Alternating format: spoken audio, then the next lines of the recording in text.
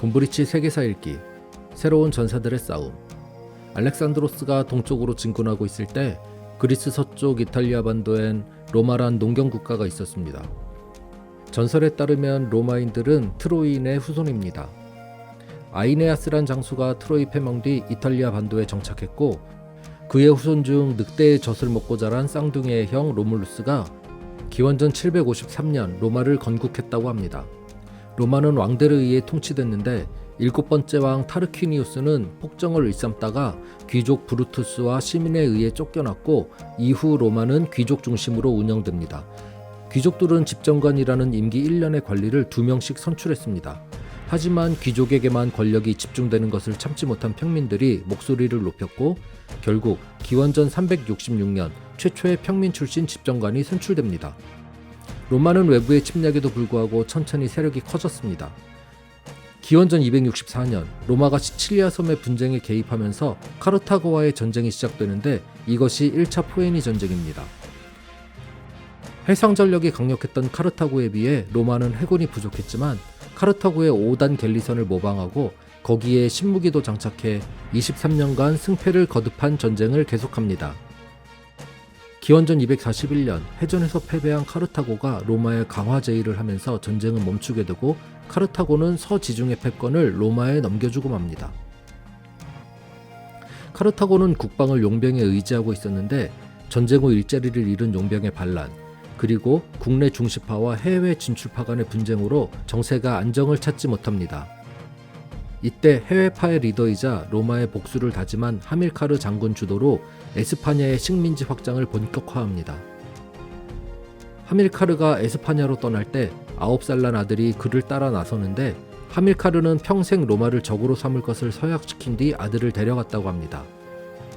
이 어린아이가 2차 포에니 전쟁에서 카르타고를 이끈 한니발 바르카입니다. 하밀카르는 이민족들을 용병으로 삼았고, 카르타고인 특유의 영농 기술과 은광 개발을 통해 에스파냐에서 세력을 확장했습니다.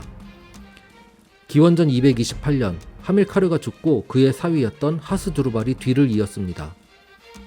기원전 226년 로마는 우방이었던 마르세유의 세력권을 지켜주기 위해 하스두르발과 에브로강 이북으로는 진출하지 않는다는 협정을 맺습니다. 로마는 카르타고 본국에서 적대적인 움직임이 없고, 로마 내부도 복잡한 문제가 있었기 때문에 에스파냐에서 카르타고 세력이 커지는 것에 대해 크게 경계하지 않았다고 합니다. 기원전 221년 26세가 된 한니발이 에스파냐의 총독이 되고, 오랫동안 품고 있던 생각을 실천에 옮깁니다. 기원전 219년 한니발은 로마의 동맹도시 사군토를 공격합니다.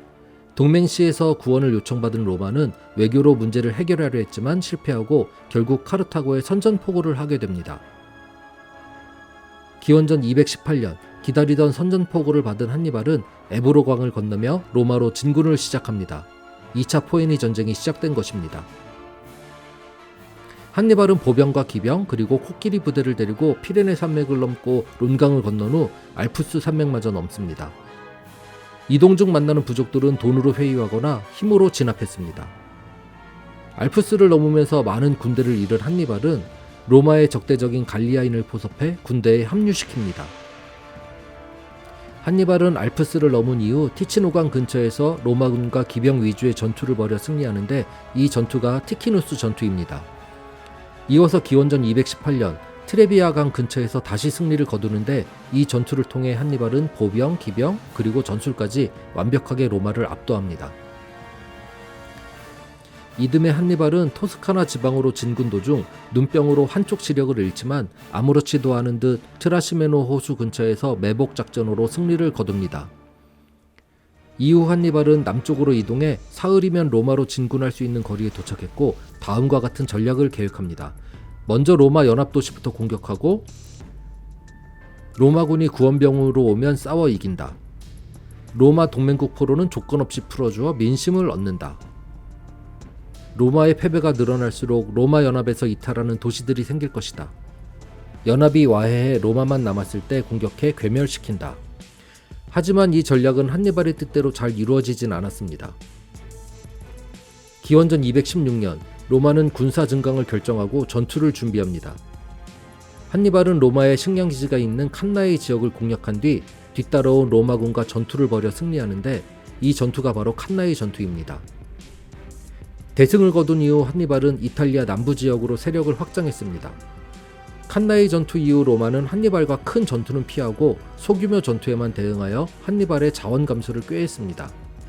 카르타고 본국에서는 한니발에게 지원군을 파견하려고 했지만 에스파냐가 로마군에 의해 공격당하고 있었기에 경제적 가치가 높은 에스파냐를 우선으로 지원했습니다. 그 결과 한니발은 본국의 지원을 받지 못합니다. 이때 훗날 2차 포에니 전쟁을 승리로 이끄는 24살의 스키피오가 로마 원로원에 자신을 총사령관의 자격으로 에스파냐에 파견해달라고 나섰습니다.